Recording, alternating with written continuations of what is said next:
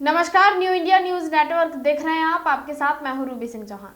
चुनाव आयोग ने लोकसभा चुनाव 2024 की तारीखों का ऐलान कर दिया है। आयोग की घोषणा के मुताबिक 19 अप्रैल से 7 चरणों में वोटिंग होगी। इसके बाद 4 जून को मतों की गिनती होगी और चुनाव के नतीजे घोषित हो जाएंगे। मुख्य चुनाव आयुक्त राजीव कुमार ने लोकसभा चुनाव के कार्यक्रम की घोषणा की। इस मौके पर चुनाव आयुक्त ज्ञानेश कुमार और एस संधू और दूसरे बड़े अधिकारी भी मौजूद थे।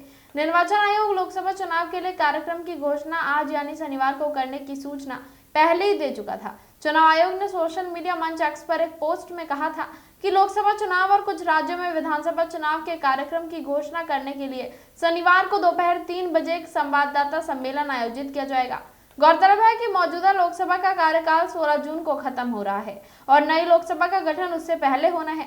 चुनाव आयोग के मुताबिक पहले चरण में 19 अप्रैल, दूसरे चरण में 26 अप्रैल, तीसरे चरण में 7 मई, चौथे चरण में 13 मई, पांचवें चरण में 20 मई, छठे चरण में 25 और सातवें चरण में 1 जून को वोट डाले जाएंगे। चुनाव आयोग के मुताबिक पहले चरण में 21 राज्य में 19 अप्रैल को 102 सीटों पर चुनाव होगा। दूसरे चरण में 26 अप्रैल को 13 राज्यों और केंद्र शासित प्रदेश में 89 सीटों पर चुनाव होंगे। तीसरे चरण में 7 मई को कुल 12 राज्यों में 94 सीटों पर चुनाव होंगे। चौथे चरण में 13 मई को कुल 10 राज्यों और केंद्र शासित राज्यों 96 सीटों पर चुनाव होंगे, जबकि पांचवें चरण में 20 मई को कुल 49 सीटों पर, छठे चरण में 26 मई को कुल 57 सीटों पर और सातवें चरण में 1 जून को कुल 57 सीटों पर वोट डाले जाएंगे। आंध्र प्रदेश, सिक्किम, अरुणाचल प्रदेश और ओडिशा में विधानसभाओं का कार्यकाल जून में अलग अलग तारीखों पर खत्म हो रहा है। पिछली बार लोकसभा चुनाव की तारीखों की घोषणा 10 मार्च को की गई थी और 11 अप्रैल से 7 चरणों में मतदान हुआ था। मतदान 23 मई को हुआ था। आगामी चुनावों में 10.5 लाख से अधिक मतदान केंद्रों पर करीब 97 करोड़ लोग मतदान करने के पात्र हैं। 1.5 करोड़ पोलिंग कर्मचारी और सुरक्षा स्टाफ इसके लिए लगाए गए हैं। मुख्य चुनाव आयुक्त राजीव कुमार ने कहा कि 85 वर्ष से अधिक के मतदाता और 40% विकलांगता वाले मतदाता अगर मतदान केंद्र पर नहीं आना चाहें तो अपने घर से ही वोट दे सकते हैं। मुख्य चुनाव आयुक्त राजीव कुमार ने कहा कि पिछले 11 चुनाव में 3400 करोड़ रुपए जब्त किए गए।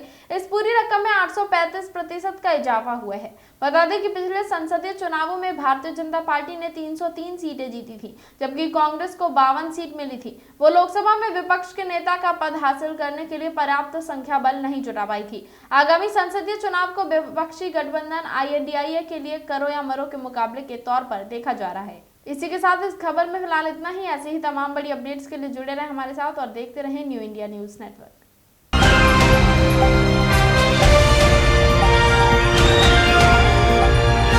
दिल्ली, हरियाणा, उत्तर प्रदेश, राजस्थान की हर खबर के साथ देखते रहिए न्यू इंडिया न्यूज नेटवर्क।